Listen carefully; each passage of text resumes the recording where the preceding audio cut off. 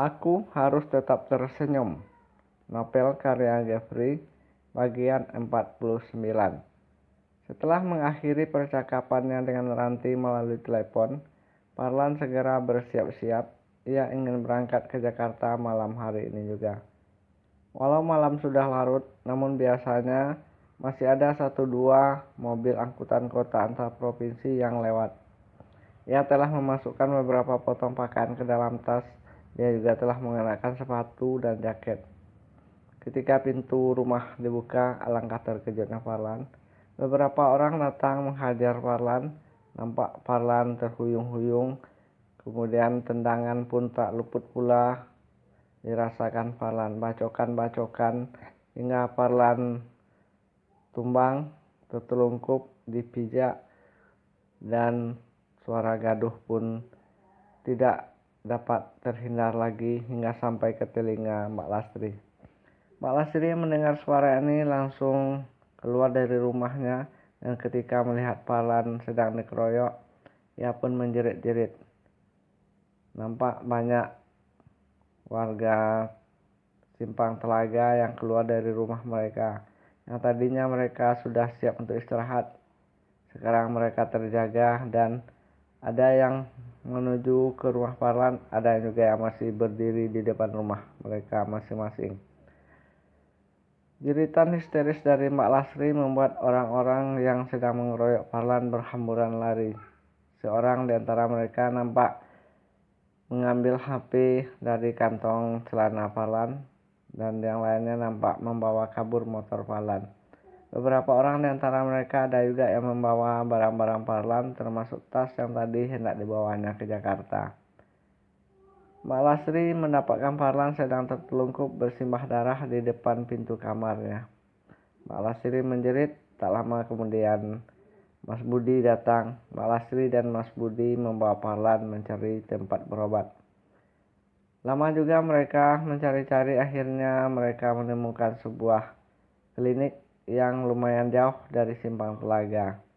Parlan dirawat, Parlan diperban, dijahit. Kasihan Parlan.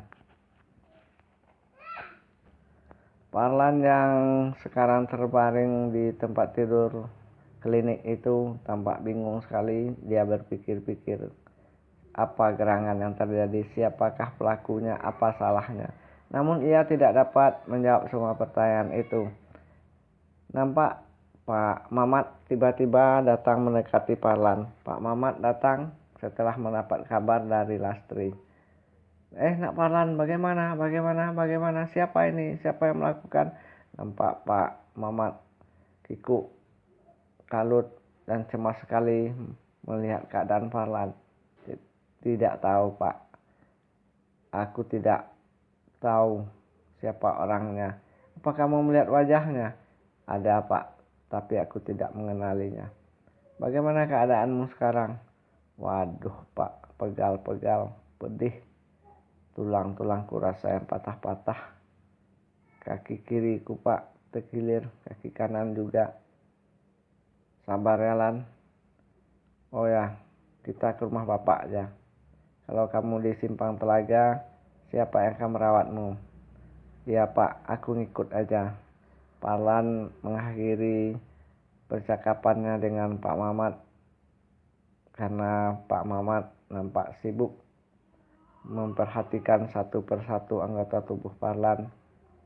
Sana sini nampak perban dan bengkak matang biru juga banyak terdapat di sekujur tubuh Parlan.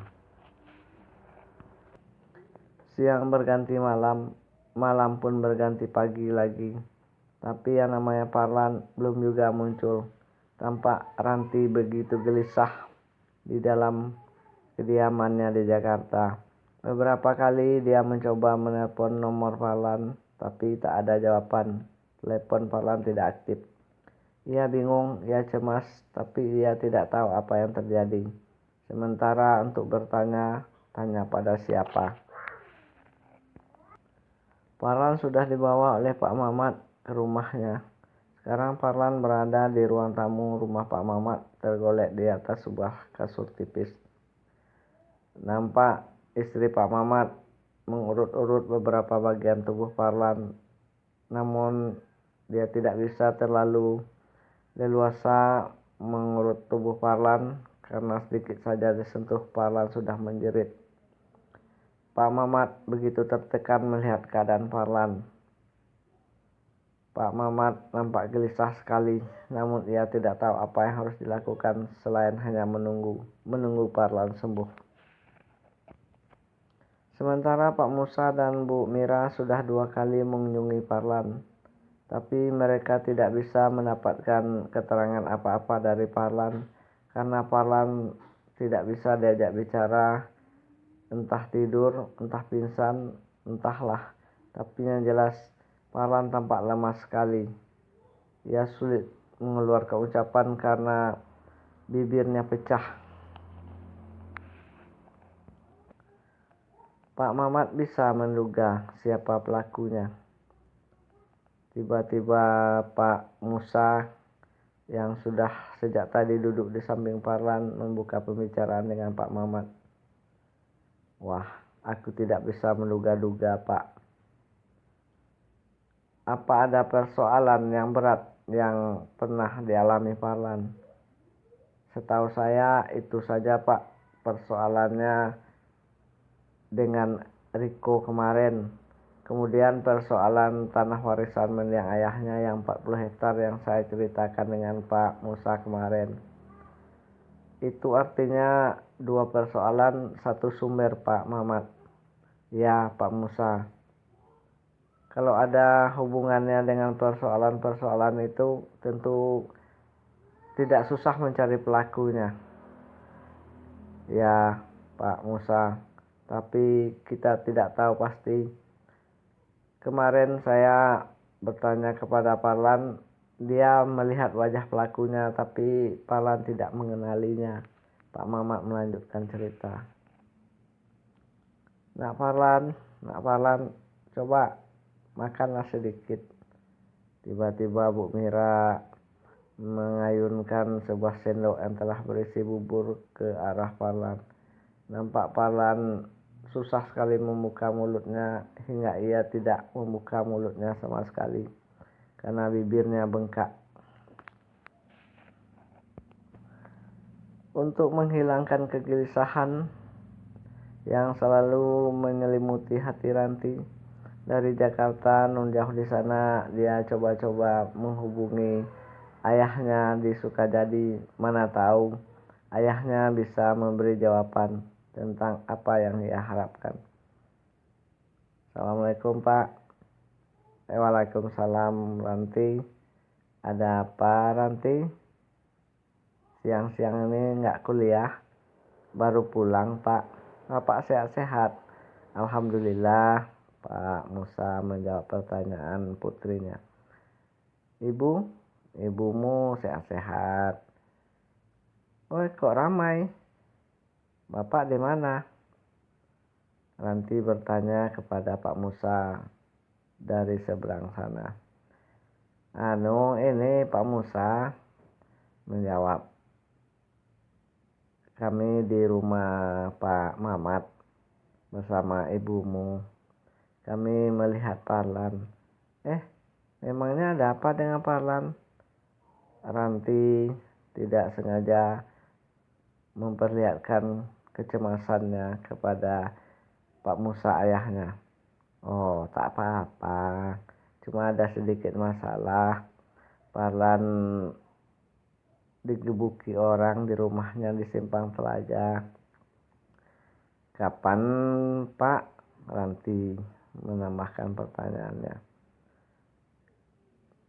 Berapa hari yang lalu?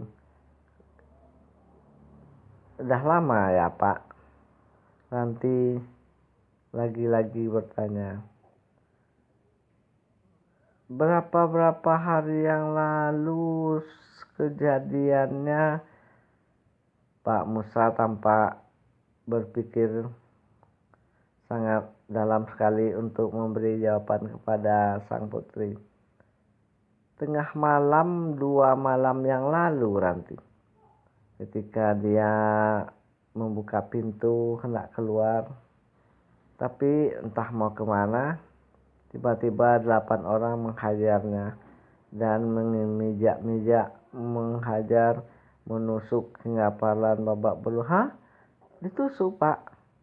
Iya, tapi tak apa-apa, sekarang sudah diobati, Pak Musa menjawab. Apa kesalahan Parlan, Pak? Ya, sampai sekarang kami belum tahu nanti. Tapi yang jelas teleponnya, tas yang akan dia bawa, kata Parlan itu, juga sepeda motornya raib. Perampokannya, Pak, kurang jelas juga. Bagaimana? Sudah lapor polisi, Pak? Sudah, tapi belum ada kesimpulan. Oh iya, Pak. Bagaimana keadaannya? Bisa bicara dengan Parlan, Pak? Sekarang nampaknya susah nanti. Parah, Pak, sakitnya? Tidak, cuma bibirnya pecah, susah untuk bicara. Oh ya, Ranti. Tiba-tiba Ibu Ranti mengambil pesawat telepon yang berada di tangan Pak Musa. Bagaimana kabarmu, Nak? Baik-baik saja, Bu. Sudah pulang kuliah? Sudah. Ya sudah, istirahat sana. Kami masih di rumah Parlan. Nanti tidak bisa lagi berkata-kata dan ia sangat berjuang keras sekali untuk menyimpan perasaan hatinya agar ayah dan ibunya yang ada di seberang sini tidak mengetahui apa yang ada di dalam hatinya. Setelah menutup pesawat telepon, tampak Pak Musa dan Pak Mamat senyum-senyum memandang kepada Parlan yang seolah-olah kupingnya bergerak-gerak mendengar percakapan antara Pak Musa dan Ranti. Orang-orang tua itu tahu, tapi orang-orang tua itu tidak mau bergurau di saat suasana seperti ini, hingga mereka hanya diam saja. Mereka hanya membiarkan Parlan terhanyut dalam kepenasarannya tentang apa yang mereka bicarakan dengan Ranti. Jauh di lubuk hati sana, Parlan berpikir panjang, berkhayal tentang bagaimana keadaan Ranti yang sudah menunggunya di Jakarta. Namun apa daya, ia hanya bisa berusaha, tapi akhirnya bukan ke Jakarta, melainkan ke rumah Pak Mamat dengan badan penuh perban dan muka matang biru. Nasib, nasib. Kapan aku bisa menghubungi Ranti? Sedang nomor teleponmu sudah hilang pula.